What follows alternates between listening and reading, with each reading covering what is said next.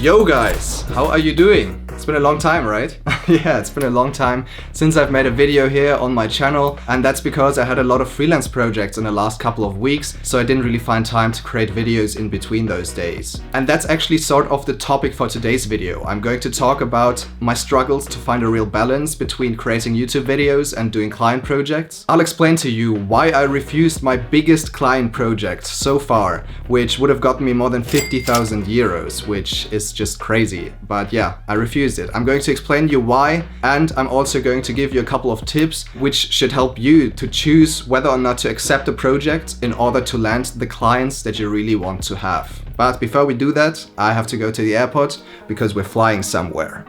I'm not gonna tell you yet where.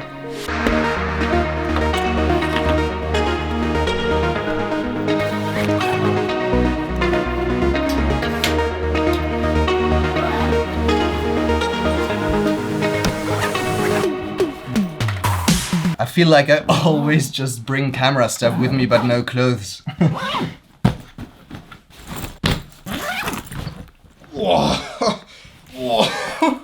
This is definitely above 23 kilograms. Shit.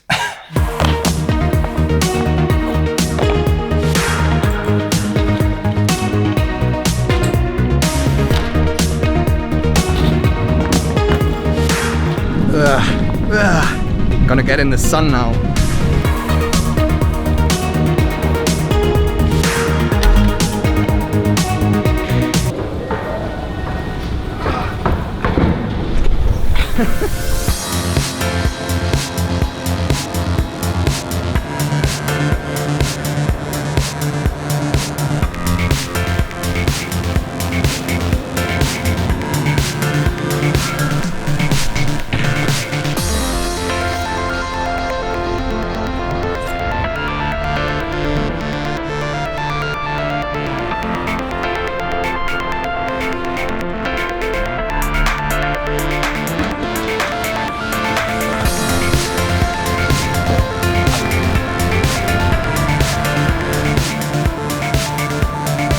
Arrived at the airport. I'm not going to tell you yet where we're going to fly, but I can tell you that it is an island. I'm hyped.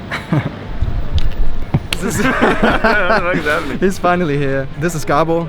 Yeah, I'm going to spend the next 18 days with him. He owns his own social media marketing agency, so if you want to get famous on Instagram, he's the guy.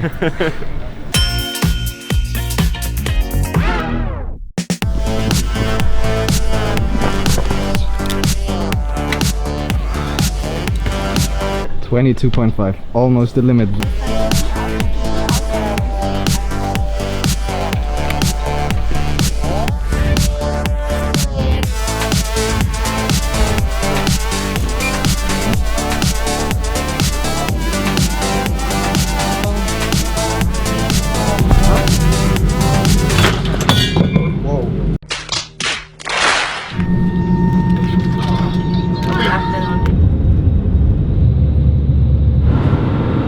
Getting some work done. It's kind of funny because he actually has like a normal laptop setup, as you know it.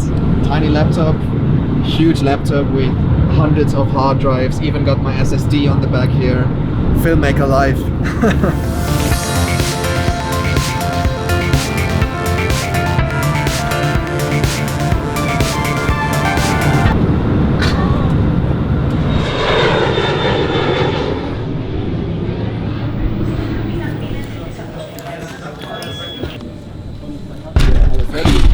Does anybody know Magic Fox on Instagram? Maybe not. Fashion influencer, the first influencers. Obviously, Mykonos, Influencer Island. The first guys we meet, Daniel and Mark. Mark is actually traveling with his iMac Pro. You packed pretty lightweight, man. Yeah.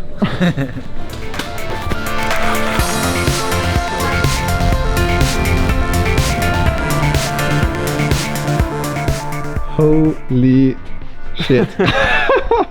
Oh my god. I knew that we had a balcony looking to the seaside, but I didn't know that it would be that big and that it would have this view. Look at this. Okay, so all of you guys know that I create videos on YouTube. Obviously you know because you're watching this video right now.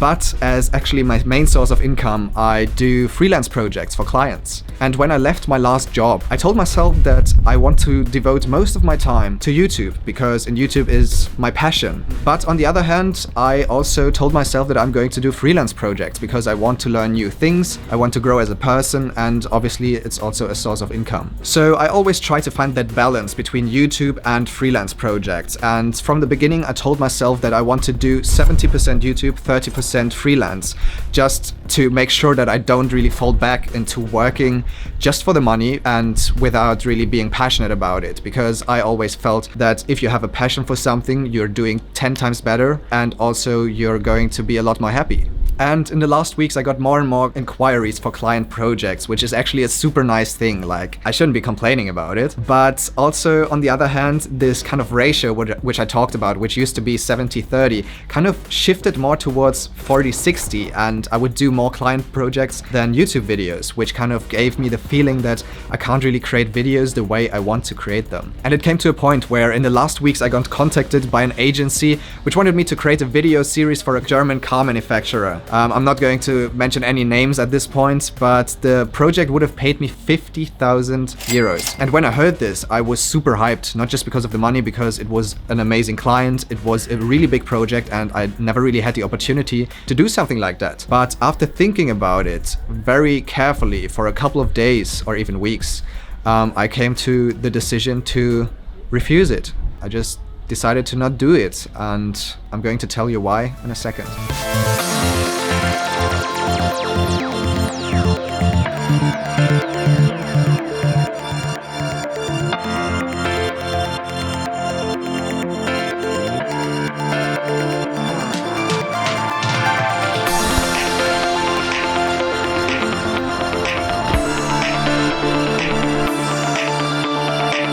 To be honest, this place is crazy beautiful. I even saw some man painting the floor here just to keep it white, that it lines up with all of the different houses, which are also completely white and blue. Crazy place. Hey, buddy. Aww.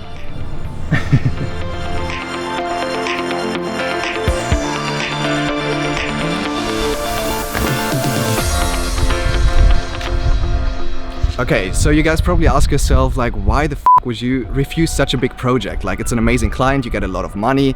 Why would you do that? To be honest, like, for me, it's also a lot of money. It's not that I say, oh my god, I have so many projects, I don't need to do this one. It's definitely not like this. I could live off of that money for probably a couple of years. But every time I think about whether or not I should accept a project, I look at the 4 different aspects: passion, learnings, portfolio, and the money. So the first question you should ask yourself is this project going to be fun, and am I actually passionate about it? Does the vision of the project align with my own vision, and are the people who are on the project fun to work with? The second thing is, which new things will I learn and how can I improve my skills during this project? This always depends on the people you work with, the type of project it is. For example, if you work together with the best DOP in the world, you're definitely going to learn something new. And also if you do a new project, like for example, you do your first documentary and you didn't do it before, you're definitely going to learn something. So ask yourself if you're actually going to take something away from this. Point 3. Is the final film going to improve my portfolio, and will it attract new clients that I actually want to have? For this, you first have to define for yourself what kind of clients or projects you want to have in the future, and then choose or pitch your projects accordingly. If your portfolio only shows videos in one niche or of one kind, like for example product videos, most likely only clients who want that specific kind of video are going to approach you because they want to see something similar at first before putting their money into you.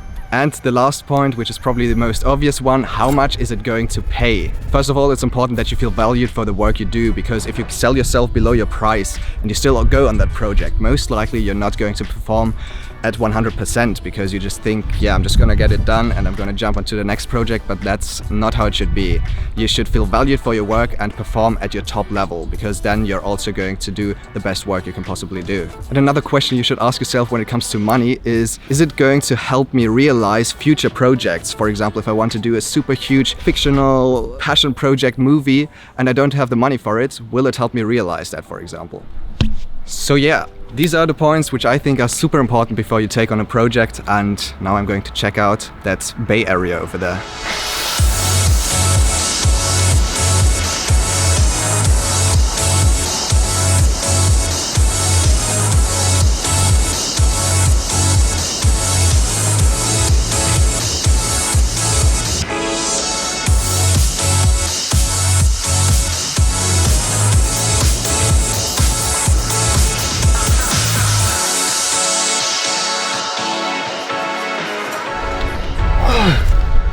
I almost got lost in that labyrinth of pathways, but finally made my way here to the bay. It's super nice here. I love it. So with this 50K project, I also asked myself those questions which I just mentioned. I asked myself, am I actually passionate about it? Not really. I mean, I filmed cars for the last 2 years and it's super fun because they just offer a lot of dynamic elements and freedom when it comes to creative editing, but still I'm not super passionate about it. Also, I didn't really feel like I would learn a lot from the project because I would have been the only filmmaker on this project, so there would be no other people who I could learn from. And also the style of the videos would have been very similar to the videos which I created for the last 2 years when I worked for the racing driver. Would it have improved my portfolio? I don't really think so, because I already have a lot of car videos on my website which I think are quite good. And yeah, I also strive to get more projects in the travel or sports niche. As I said, you should choose your projects a little bit accordingly to the things you actually want to do in the future. And last but not least, the money.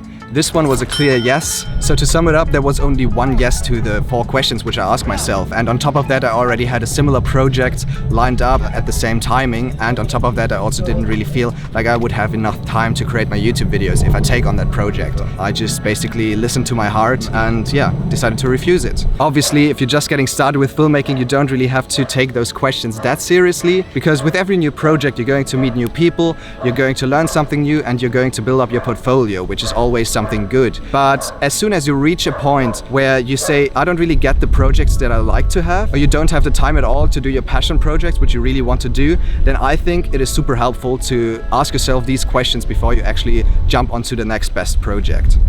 I feel like the main takeaway from this video should be that you shouldn't always pay attention to only the money, but also look at all the other different aspects. Because what's the use of doing a lot of freelance projects which you're not really excited about just to make a lot of money? I would rather make half the money and just love the work I do every single day. And when it comes to myself, I feel like YouTube should be my #1 priority at the moment, because I'm super passionate about sharing stories with you guys, about motivating you guys to kind of think outside the box and just do your own thing, follow your own dreams, and also providing you with some filmmaking tools to do that. Always keep in mind that most clients pay you because they want you to realize their vision. But if you want to realize your own dreams and your own vision, then you also have to prioritize your time. And that's exactly what I'm doing right now here in Greece. A couple of months ago, I set myself a time frame of 3 weeks where I didn't accept any client projects, just to have a clear mind and to focus on creating videos again. I hope that some of these tips can be helpful to you and that you can also apply them in your own life. I thought it would be really interesting to share my thoughts on this, because I was never really in that situation of such a big project. Let me know in the comments what kind of work you do at the moment and what kind of work you want to do in the future, and maybe I also have another useful tip for you to kind of make that aspiration come true. Also, if you don't want to miss out on any of the videos which I create here in Greece and also all of the upcoming videos, make sure to hit that subscribe button and turn on the notifications in order to be notified whenever I drop a new video. Alright guys, I guess that's it. I'm looking forward to see you guys in the next video, and I wish all of you a great day. Peace out.